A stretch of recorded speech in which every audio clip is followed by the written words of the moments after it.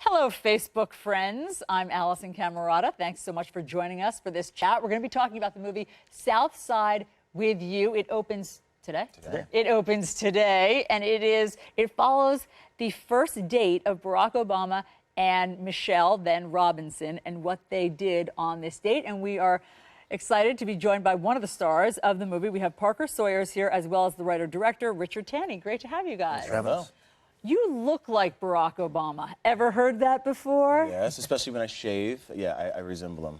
We got the long face, but I mean, really, when I'm in character, you know, he cocks his head to the side and his eyes droop a bit, and then it's a little more like him. Yeah. But also, you've cracked his cadence, which is sort of, how would you describe it? Sort of like abbreviated or like truncated. Like, how do you describe his manner of speaking? It's kind of tired, if I'm honest. I think he's just like, I think he reads a lot, he thinks a lot, so it's always like this. He's always thinking and just trying to get the words out and express his opinion. So true. Yeah. That is really well done. Yeah. So, Richard, when you found Parker, were you like, jackpot? Yeah, to be honest, I kind of got a little choked up because it's such a difficult role for a young actor to step into. I mean, not only are you playing someone that we see on TV every night, but you're also having to turn that iconic person into a relatable romantic lead.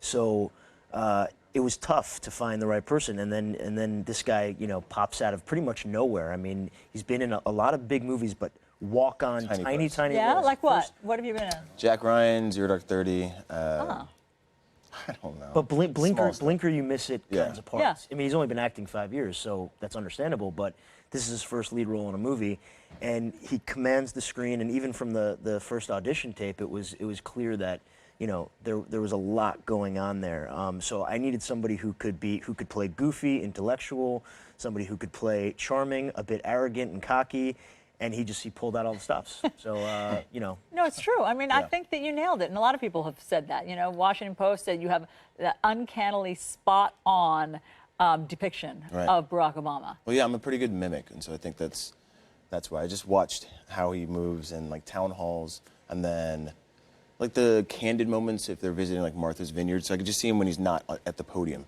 to get, like, the private Obama as much as I could. And then you had to go back in time. So you had to study him now, but try to figure out what he was like in his 20s. Yeah, but then I built that 28-year-old Obama on the confidence of a man who moved around when he was younger. He had a varied background. He's mixed race. He's got an interesting perspective on the world. He, you know, he went to Occidental, then traveled across the country to go to Columbia.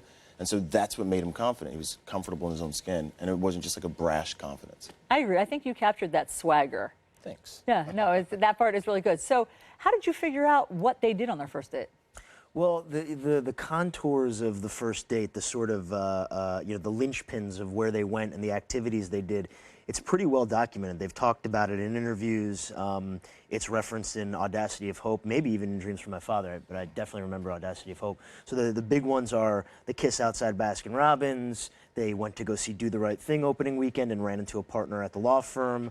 They went to the Art Institute. So all those things are in the movie.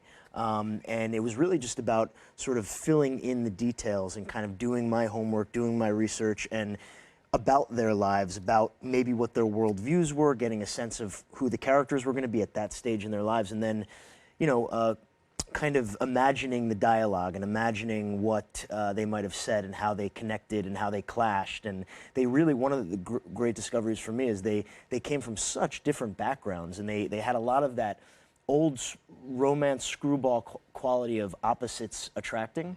So it was fun to get them kind of, you know, the sparks flying. That is fun, because that like repartee of learning who each other is, I thought that you did really well. Here's a question from one of our Facebook viewers. What was your favorite scene in the movie to do? I loved the bar scene. It's when it's like three-fourths into the date, and it's when they really connect. They let their guard down, and Michelle sort of tells Barack Obama the truth about himself, and yeah, it's a great beat.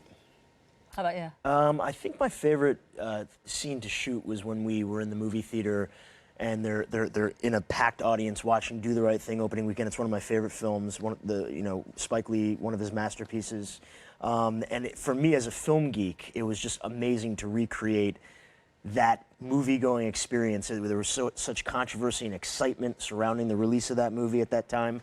So I just had fun being in a movie theater. I've spent a lot of time in movie theaters in my life, and it was really cool to just have that meta moment of we're watching them watch a movie.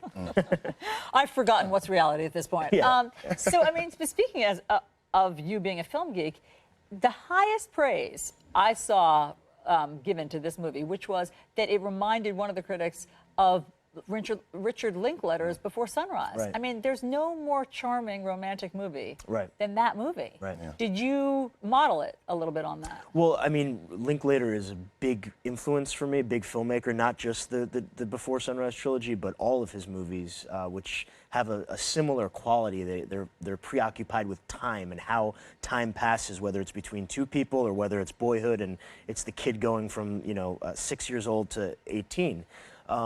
But certainly I love the Before Sunrise movies. But those movies, or the first one, was really a gateway drug for me to another filmmaker called Eric Romer. He was a French filmmaker that came out of the new wave in the 60s, started off as a critic, like Truffaut, and a lot of the other guys. And he pioneered the walk and talk movie.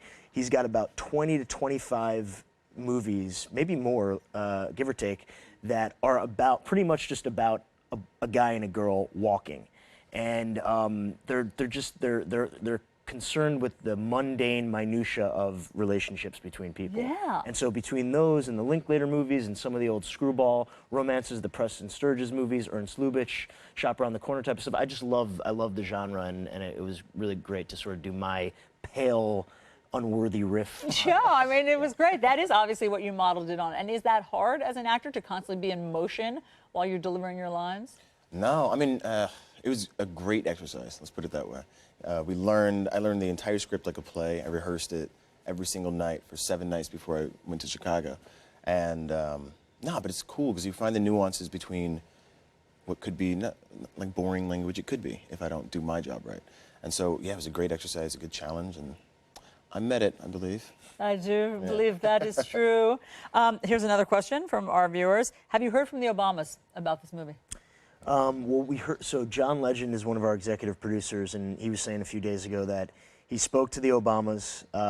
He spoke to the president about the movie recently, and just told the president that it's a great movie. He really thinks that the president and first lady will enjoy it, and I'm pretty sure he made a copy available for them, or the invite's there. So, we'll see. When you say made a copy, it sounds like a bootleg. Yeah, he gave him a VHS copy. Exactly. They can watch it at their home VHS. Right. But it must, I mean, don't you think it would be a little bit awkward for them to watch the depiction of their first date? Yeah, it's gotta be Probably, weird. yeah. It's gotta be strange. No, it's a weird concept for a movie. At least when you first hear it, but then you kind of get wrapped up in it. It'd be interesting to know if when they watch it, are they able to just get wrapped up in it as a movie, or is it just there's too much of a dissonance? Too close, Yeah. right.